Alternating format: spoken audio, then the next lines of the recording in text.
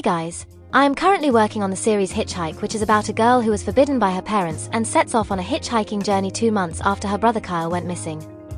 Along the way, she meets various people who are all helpful in different ways, contributing to her success of finding her missing brother. The first thing you want to do when creating a series is gather ideas. Without ideas, you have no plot. And without a plot, you have no story to create. I suggest watching movies, reading books, and even playing games. Speaking of my series Hitchhike, it was inspired by the game Road 96. It is about a bunch of teenagers trying to leave the country due to dictatorship despite the fact it was illegal to do so underage. There was also characters and various people you could meet. Each one of them having a different story while you figure out what really happened within the country. And then I found a fan-made movie on YouTube that follows a similar story. After I got some inspiration from multiple things, I decided what I wanted my series to be about. Then, I had to create the plot. To do so, you gather your ideas and choose a genre. The ideas I had in mind were hitchhiking and a serial killer, and the genre I wanted was mystery, thriller, and horror.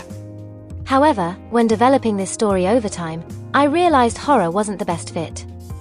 My point is, as you continue to work on and grow your project, you start to realize and find it easier to world build and even change your mind on things. Such as myself realizing horror was not going to play a part in a story that mostly involved on 3 teenagers instead of any scary monsters. When creating a movie, make sure you have subplots. Subplots are a secondary narrative that may later connect with the main plot of the movie or film. You can have multiple subplots. For example, the main plot of Hitchhike was a teenager going to find her missing brother. One subplot was 2 police detectives attempting to solve the murders of the serial killer while also finding a missing file that helped them solve the case.